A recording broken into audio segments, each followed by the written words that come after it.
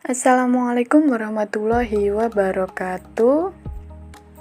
Halo semuanya, kami dari kelompok 9 yang terdiri dari Anis Fatin Rahmah, Anif Lailiyah, Muhammad Ali Sohibul Hikam, dan Dendi Ahlun Nazar yang akan mempresentasikan materi Toharoh, bersuci dari najis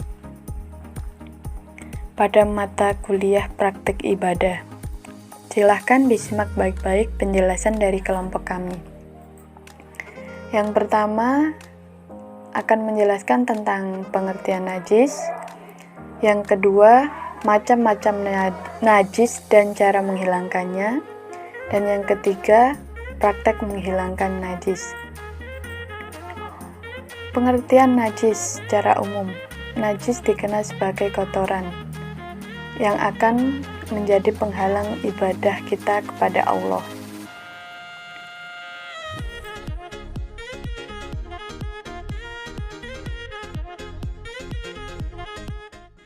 Nama saya Muhammad Ali Sohibul Hikam, saya dari kelompok 9 akan menjelaskan tema macam-macam najis. Macam-macam najis adalah golongan dari najis. Yang pertama adalah najis mukhafafah. Najis mukhafafah adalah najis yang tergolong najis yang ringan. Contohnya adalah air kencingnya seorang bayi laki-laki yang belum berusia 2 tahun dan belum pernah makan suatu apapun kecuali ASI atau air susu dari ibunya.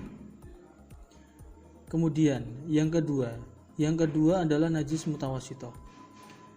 Najis mutawasitoh adalah najis yang tergolong sedang.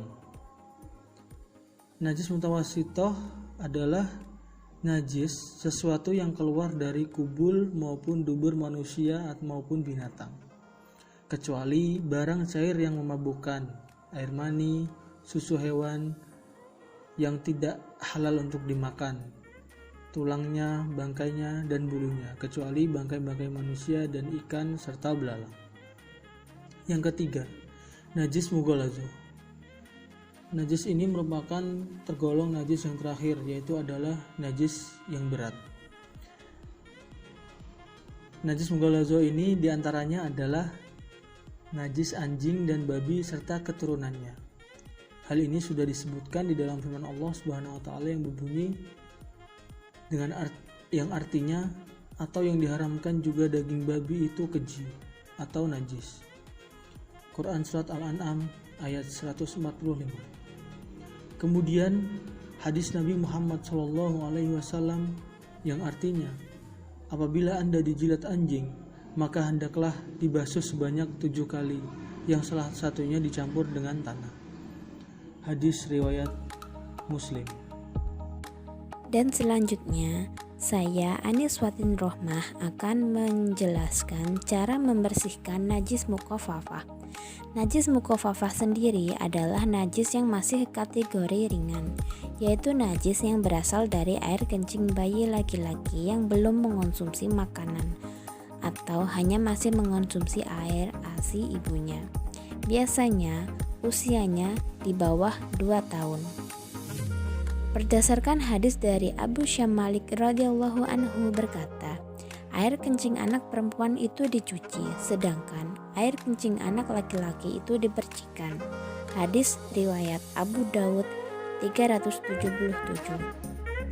Berdasarkan hadis tersebut, maka najis mukhafafah hanya perlu memercikan air ke najis yang ada pada bayi laki-laki. Dan sedangkan untuk bayi perempuan kita perlu mencucinya sampai bersih. Dan yang kedua, cara membersihkan najis mutawasitoh. Najis mutawasitoh adalah najis yang kategorinya masih sedang. Dan untuk membersihkan najis ini bisa dilakukan dengan berbagai cara yang bisa menghilangkan terlebih dahulu najis aniyahnya, dan setelah tidak ada lagi warna atau bau atau rasa najis tersebut, kemudian menyiramnya dengan air yang suci dan mensucikan. Boleh juga menyikatnya atau bahkan menggunakan sabun atau alat kebersihan lainnya. Jika dirasa najisnya sudah hilang, maka najis mutawasitoh sudah bersih. Berdasarkan Syekh As-Sadiq menjelaskan bahwa najis mutawasitoh ketika ia bisa hilang dengan cara apapun, dengan alat apapun, maka itu sudah cukup mensucikannya tanpa disyaratkan adanya jumlah bilangan dan tidak harus menggunakan air.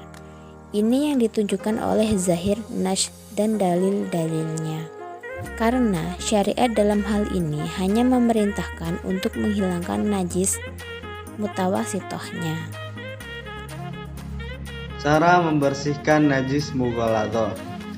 Najis mughaladhah dapat disucikan dengan cara membasuhnya dengan air sebanyak 7 kali basuhan, di mana salah satunya dicampur dengan debu. Namun sebelum dibasuh dengan air, mesti dihilangkan terlebih dahulu ainiyah atau wujud najisnya. Dengan hilangnya wujud najis tersebut, maka secara kasat mata tidak ada lagi warna, bau dan rasa najis tersebut. Namun secara hukum, najis masih ada di tempat yang terkena najis tersebut karena belum dibasuh dengan air. Untuk benar-benar menghilangkan dan mensucikan tempatnya, barulah dibasuh dengan air sebanyak 7 kali basuhan, di mana salah satunya dicampur dengan debu. Percampuran air dengan debu ini bisa dilakukan dengan 3 cara.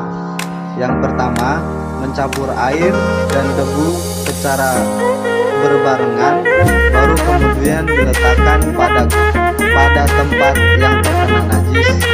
Cara inilah cara yang lebih utama dibanding cara lainnya.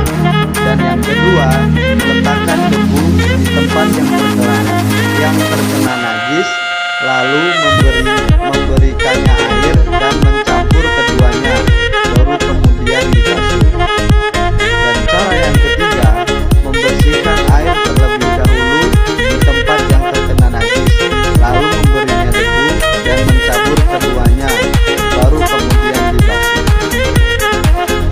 Oke, setelah kami menjelaskan pengertian dan macam-macam najis, mari kita saksikan video dari kelompok kami yang membahas tentang tata cara membersihkan najis dengan baik dan benar.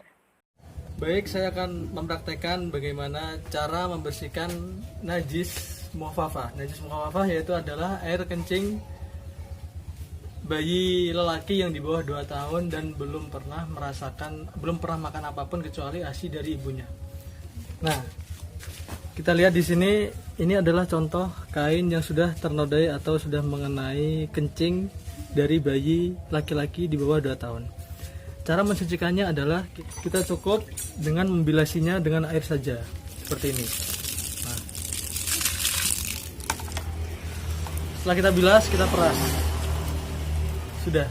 Setelah ini kita jemur kembali dan kain ini sudah suci kembali seperti itu. Dan ini adalah najis mukhafafah jenis yang kedua, yaitu najis yang terkena air kencing bayi perempuan yang usianya kurang dari 2 tahun, yaitu bayi yang masih mengonsumsi air ASI ibunya. Contohnya, najisnya langsung disiram oleh air mengalir seluruhnya.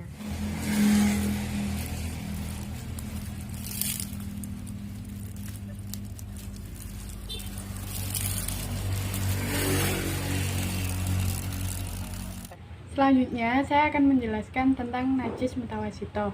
Najis mutawasitoh adalah najis yang disebabkan oleh kotoran manusia maupun hewan. Dan cara mensucikannya cukup dibilas sampai hilang bau, warna, dan rasanya. Nah, itu caranya mensucikan najis mutawasitoh. Oke guys, kita akan memberikan contoh membersihkan najis mughaladhah. Membersihkan najis mughaladhah adalah menggunakan 7 bilasan. di mana salah satu bilasan itu menggunakan debu yang suci atau tanah. Ini adalah contoh tangan saya yang terkena air liur anjing. Cara membersihkannya adalah yang pertama kita bilas dengan air. Kita cuci guys. Setelah itu ini adalah bilasan yang pertama. Yang kedua, kita boleh menggunakan debu atau tanah yang suci.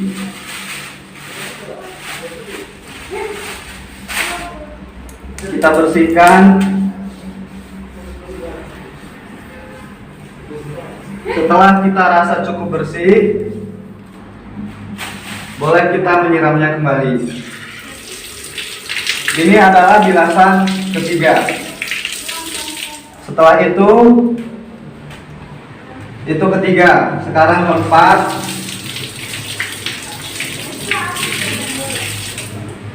Kelima.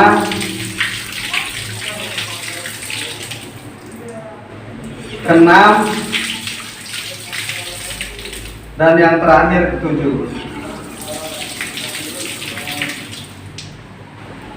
Baiklah, hanya itu yang bisa saya beri contoh. Dan mungkin untuk memberikan salah satu masukan ini tanah tadi diantara boleh kedua, ketiga, asalkan jangan kita memberi tanah untuk yang terakhir, karena kalau kita kasih yang terakhir jadinya tangan kita kotor. Baiklah, sekian dari saya. Wassalamualaikum warahmatullahi wabarakatuh.